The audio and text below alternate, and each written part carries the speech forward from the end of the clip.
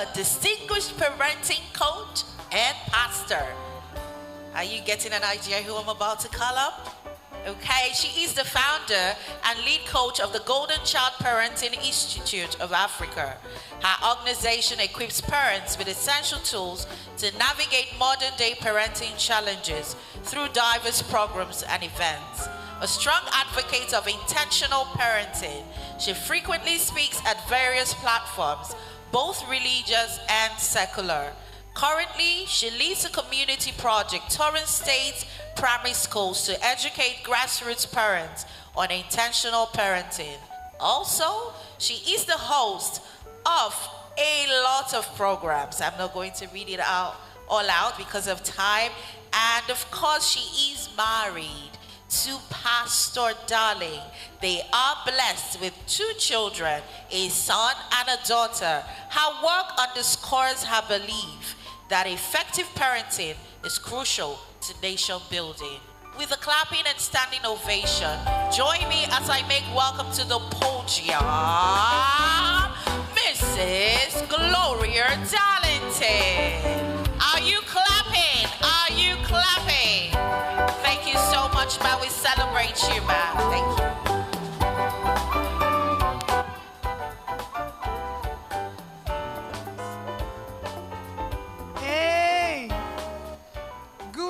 Evening. It's evening already. Good afternoon though, everyone.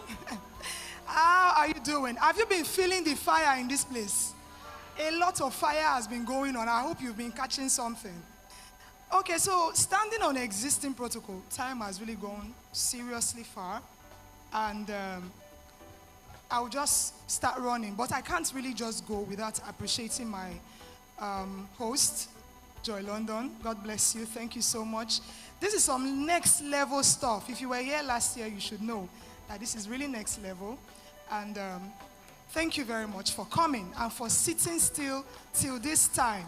So I've been given the responsibility to talk to mothers, and I will just get right into it. There's no time for many stories. I can see that you are being overwhelmed already with the topics and everything they've been talking. And truth being told, the people that have climbed here before me have said many things that I would love to say to you. So just sitting down there and listening, I've been striking stuff off my notes.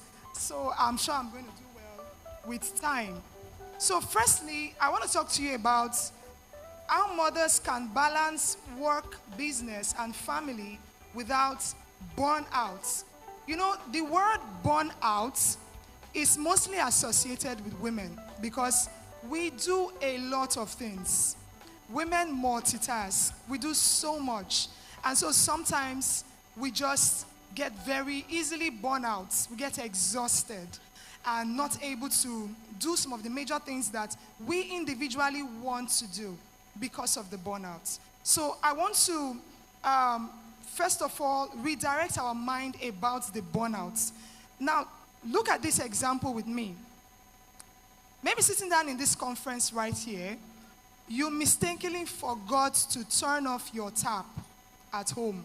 You know, we live in Warri, right? And then there's not enough light sometimes.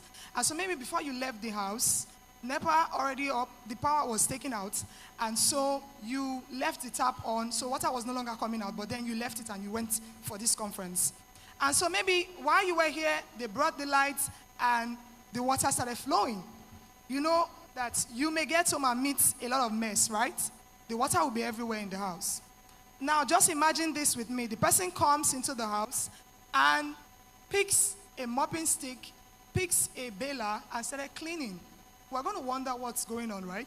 Because the first thing you should expect that kind of a person to do is to go and turn off the tap. Because until the source of that water is blocked, the mess is going to continue. It doesn't matter how many, if you like carry the mop of the world, it will be like mopping an ocean. Is that not so? So that's what I want to do for you this evening.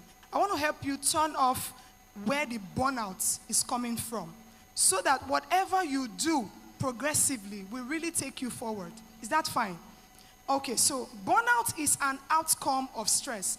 I'm a pastor and I'm a parenting coach. My context is going to come from both spiritual and academics.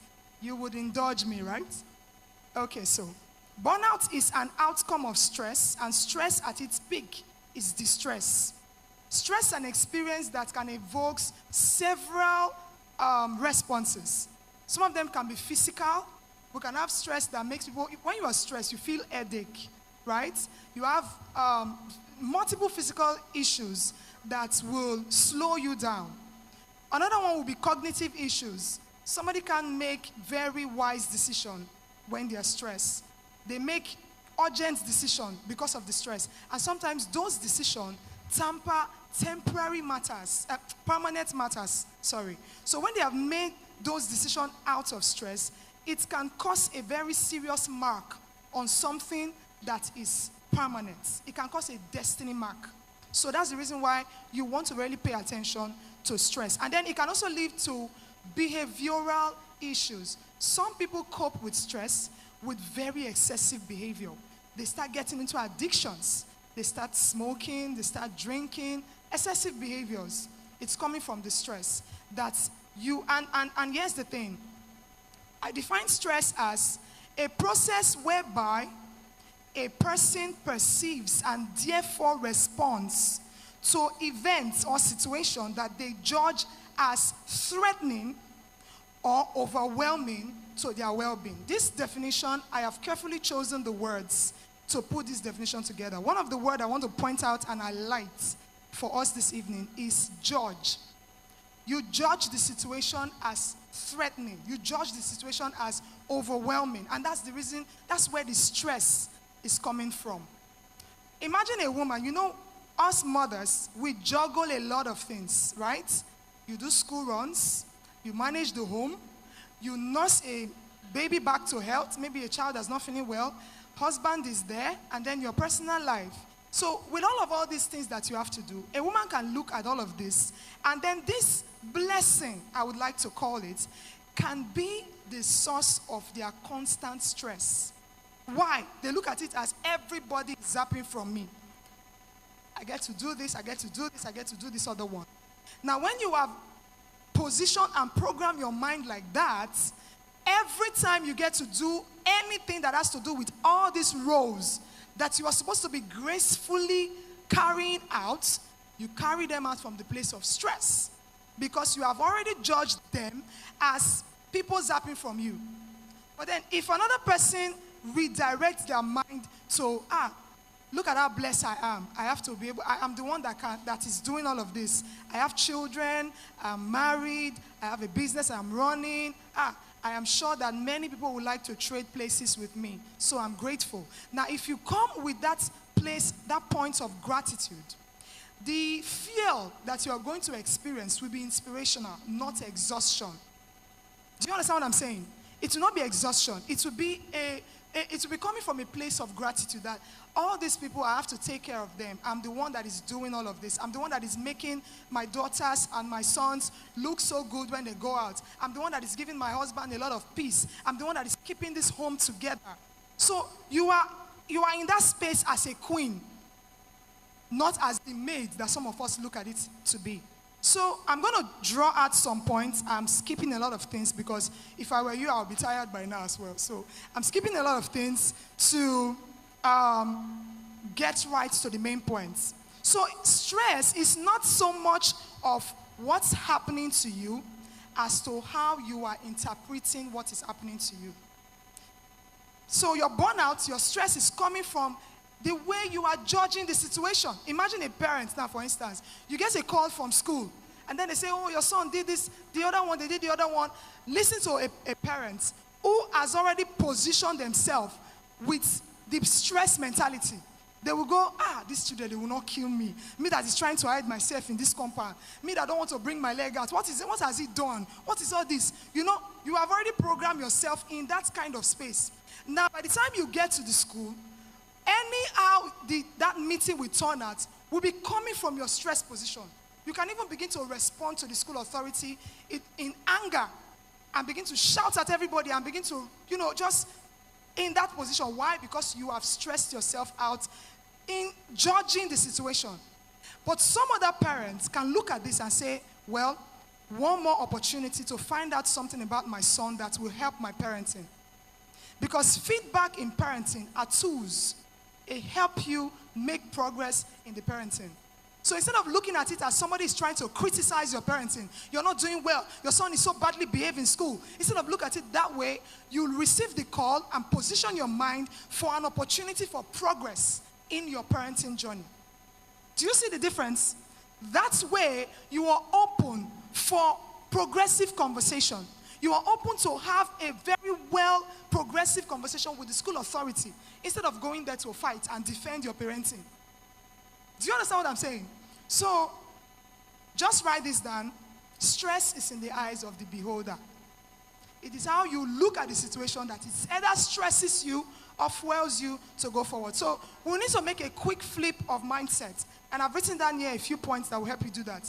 First of it is accurate judgment of current position. They've said a lot about this particular points. You need to rightly diagnose your current position. You know, in life, it starts out as fantasy. It opens up. You want to be a lawyer, you want to be a doctor, you want to be everything, you have your dreams written out. Everything for you as a girl growing up for you was possible. But then as you journey through life, reality begins to strike. And then you begin to see that, oh, not exactly how you saw it. That's the way you are going to be able to achieve it. When maybe you not get married, and then maybe they didn't tell you enough that marriage is a lot of sacrifice, a lot of cut down, a lot of leaving to cleaving. And the cleaving process will require from you some slicing. You understand what I'm saying, married people? And so maybe you didn't get that information. You have come into the space of marriage, and you are feeling like, oh, I am losing out. My single friend that is not married, they are able to move faster than I am moving.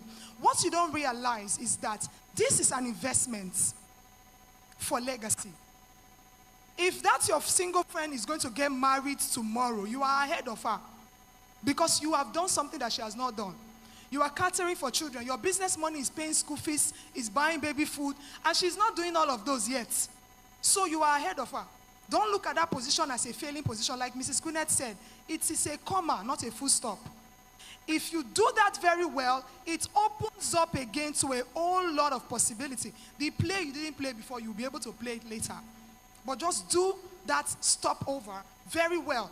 Don't look at it as a, that's how it can't be. You know, many women, they have turned to that's how it can't be. Do you know that's how it can't be? When you don't come tie up and you just refuse to keep going. And there are so many things involved. There's a lot of stakes involved. Your children are looking at you. Like this Tejuri just said, they've learned to make progress in your progress. If you round up and sit down there, you are showing them a very bad model of progress. There is still moving forward to do. There is still going ahead to do. Whatever it is that you are doing right now, as a mother, juggling all this responsibility, don't call it full stop. Call it comma. Let me tell you a very personal story. My marriage will be 10 years this year. And thank you, though, for clapping, but something else is coming. But my daughter is 13. There's a story there, Abby. When I got pregnant with the girl, I had to slow down on many things. If you know me, I am a moving train.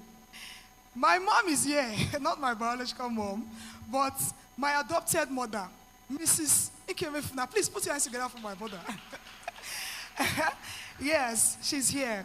She was one of the people that God positioned as a light that saw me through that phase. When I gave birth to the girl, I had to stop, of course, breastfeeding, staying at home.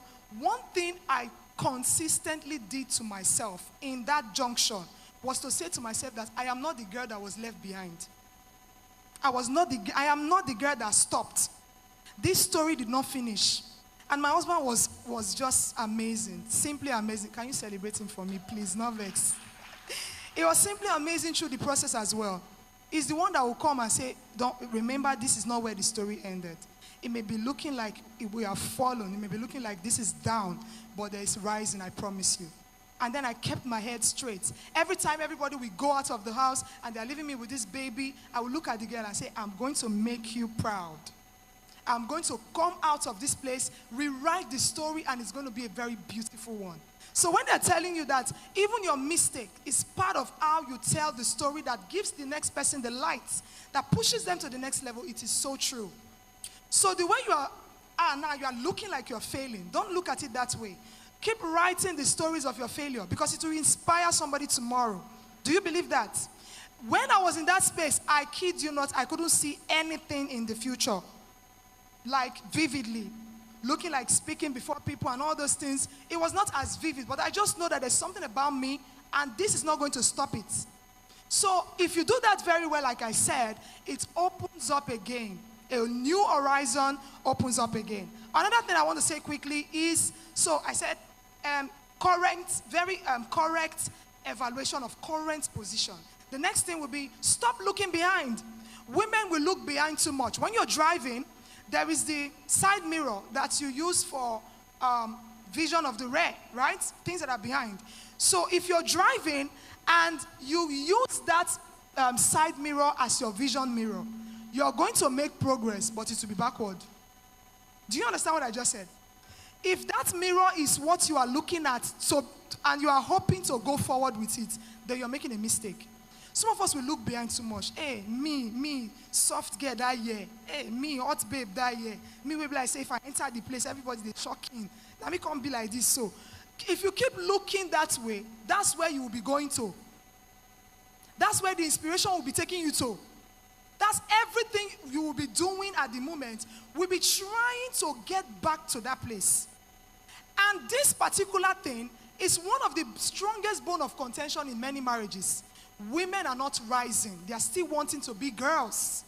When we're looking for mothers, are you not seeing the society? It's falling apart because women who should speak to younger girls are trying to be like them. Have you not seen many of them carrying low cuts, wearing crop top, wearing bomb short? It's so disgusting. There's nothing as annoying as it looks. You that is supposed to be talking to the next generation, you're trying to be like them. What is the hope then of the next generation? Stop looking behind. Yes, it is true that you were a shining star in previous years. But now, the next few years, the next years is calling for somebody that you need to build up for, that you need to skill up for, so that you will be inspiring. Are you hearing what I'm saying? So you need to stop looking behind. The glory of the past is the glory of the past. Build capacity for the glory of the future. Many men are calling for the mothers in their wives so that they can partner in parenting. Many men are calling for the businesswoman in their wives so that they can partner and build solid systems, legacies that last. But we are there crying for, this my husband, it's not romantic anymore. Now let's shout, now they shout. May romance not wound you for them. You are supposed to be making progress. You're supposed to be making progress. That baby girl life, that soft baby girl life, there is a season where it slows down. And it's not because you are failing. It's because you are supposed to build capacity for the next level. Are you getting what I'm saying now? So stop looking behind. The next one will be shunned comparison. I think Mrs. Quinnet did a lot of justice to that. But I just want to say one line to that effect. Nobody has my thumbprint. Therefore, nobody is living with my blueprints. In the world of how many billion people, I don't know the technology that God used, the technology of heaven that God used to do that thing. We've not recorded any the same thumbprints. That's to say how distinct we all are.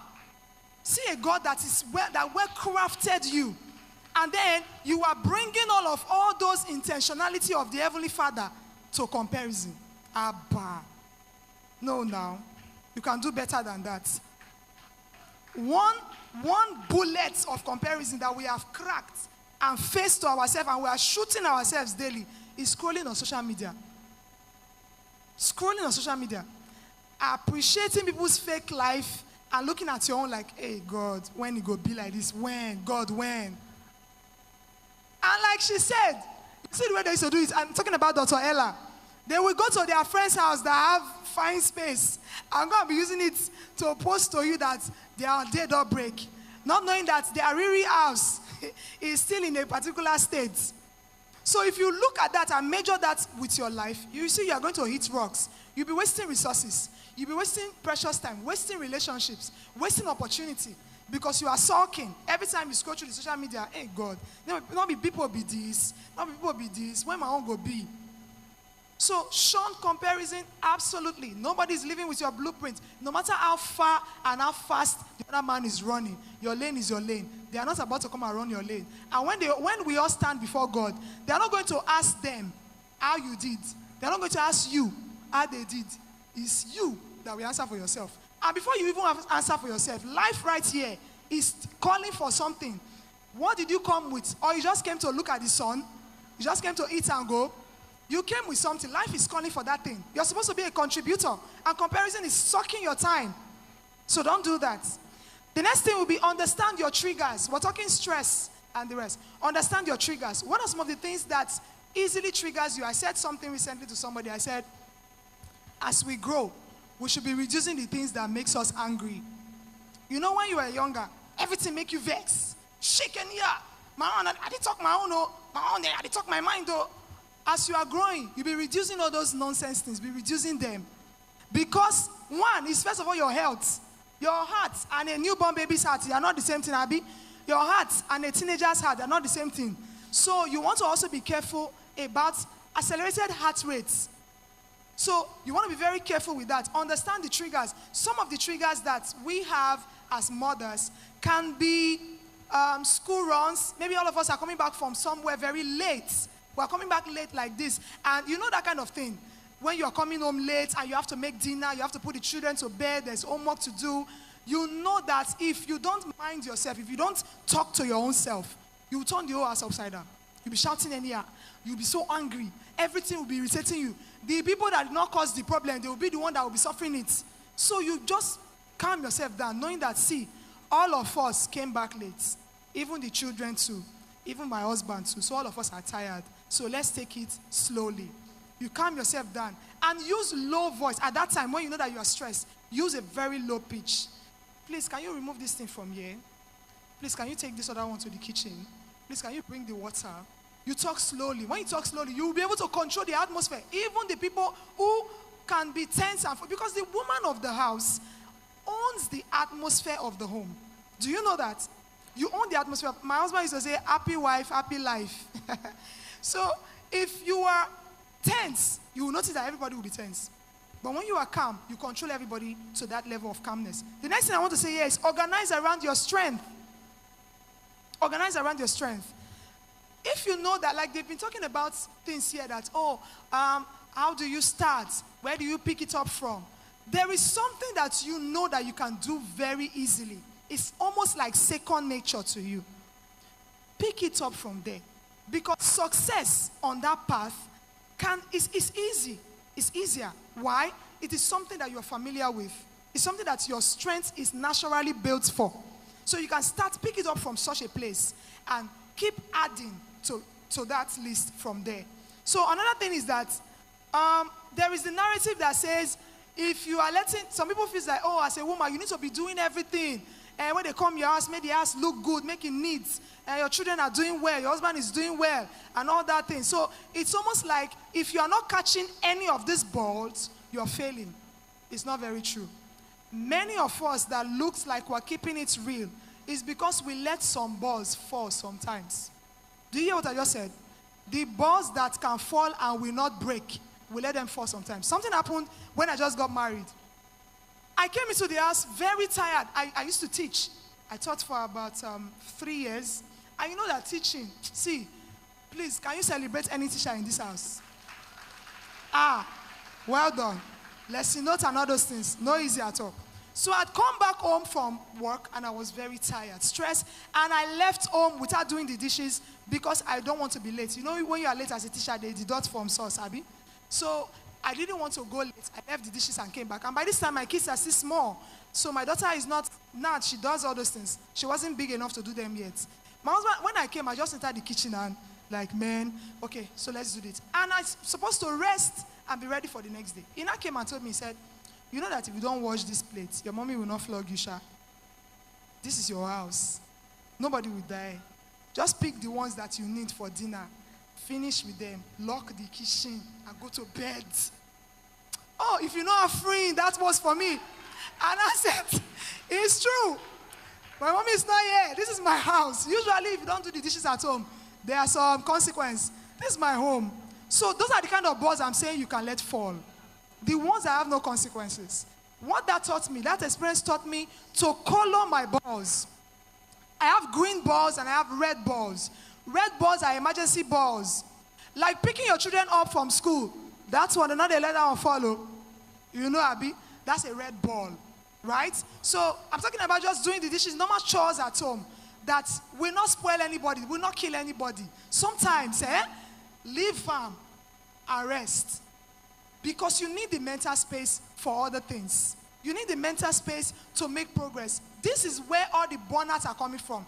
A woman that has finished from work, went to a church. Maybe she's serving a department in church. She has finished from church. She has come home. She still wants to clean. She still wants to do laundry. That's the reason why we have wrinkles, more wrinkles than our age. You see a 30-year-old woman, she's looking 50. What is the story? Allow some ball to fall. The ones that will not break, let them fall. Let them fall very well. Especially for those of us who don't have kids who are big enough to partner with us with chores yet. Do that. All right. So, the next thing is that you really want to do all of that. So, I'm moving quickly to my next point, which is how to raise confident and emotionally secure children. I'll run very fast now with that one. The first thing you need to do is to limit them from the internet. Limit their access to the internet. There are too many young stars. I don't even like to call them stars because stars are supposed to illuminate others with their lights. But these people, they are making us stuck. They're making some people stuck. Do you understand what I'm saying? So you don't want to expose them to too many of those kind of stardom. Rather, create a worthy distraction. I tell parents that you use distraction to solve distraction. What it is about your children, what is it about your child that is unique about her giftings, her talents, and all that? And you'll be able to help her learn that skill very well. When she learns that skill, and you have conversation about the future of that thing, to say, how do you see this thing evolving in the future? If she is able to catch a picture of the future, a vision of that particular thing, you will not be able to, don't bother about emotional stability. The vision will stable her because she will be also moving towards that picture that you have shown her. Right? So, I think that I'm done. I'm done with my, yes. So just remember, if you don't take anything from this place today, remember the fact that you need your mental space. Your children need your mental space. The world needs your mental space. Be careful of burnout because it is real. Thank you very much. Wow, are you putting your hands together? That was powerful. Be careful of burnout. Be careful, ladies. You don't want to burn out.